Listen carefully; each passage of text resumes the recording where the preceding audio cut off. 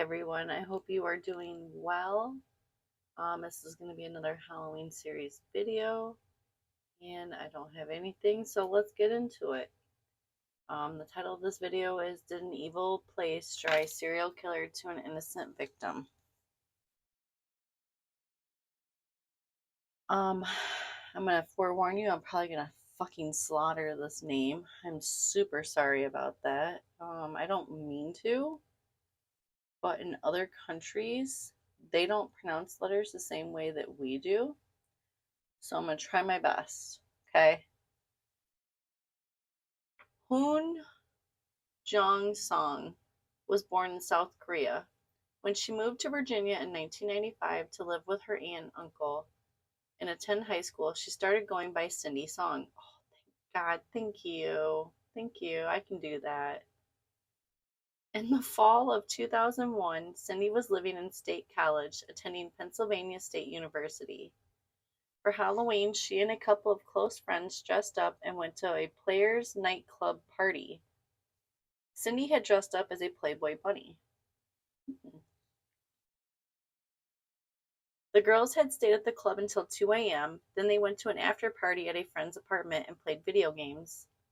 Cindy was dropped off by her friends back at her apartment around 4 a.m. What happened next? She made it inside her apartment because the false eyelashes she had worn were found inside, along with her backpack and cell phone. When investigators inspected her apartment after she was reported missing, they didn't see any sign of a struggle. The only thing that appeared to be missing was her purse that held her credit cards and license. One could assume she left taking these with her. That just threw me off. Sorry. Her costume wasn't inside, so she must have never changed from it before leaving the apartment.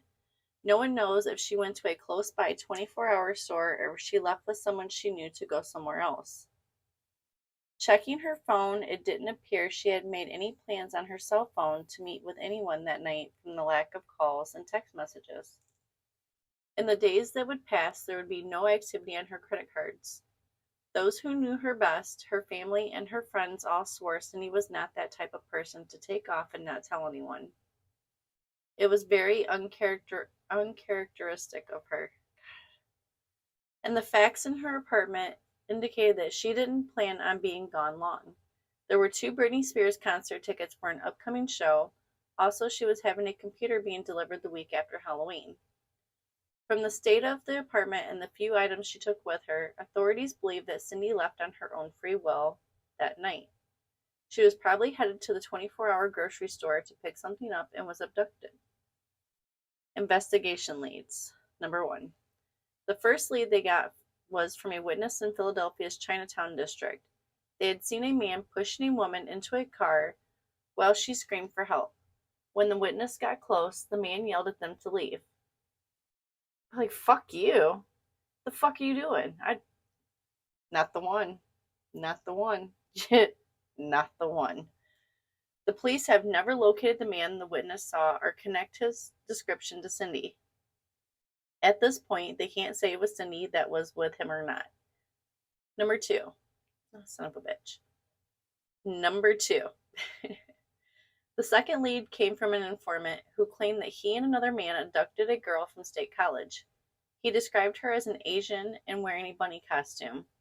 The informant said that he and Michael Kurkowski had taken her and that she was dead and buried.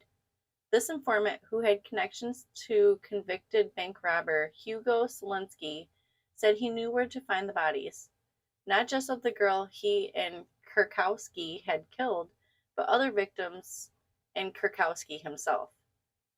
The police took him to a property owned by his friend Hugo Selensky, and he pointed out an area for them to dig. They would unearth 5 bodies, but through DNA testing, none of them were Cindy Song. One of them did prove to be Michael Kurkowski, the man who had abducted the State College girl with the informant. Even though the informant said he was involved in the kidnapping, he claimed he did not kill her. Kurkowski killed her and kept a pair of bunny ears she was wearing as a souvenir. He contended that Hugo Selensky had killed Kurkowski. After not getting a match to Cindy, the investigators questioned the informant more. He said that there were other places throughout the property where Hugo Selinski buried more victims. Killer charged. Police charged Selinski with killing a couple of drug dealers found on the property, but he was acquitted. In 2014, 7 more bodies were found on the Selinski property.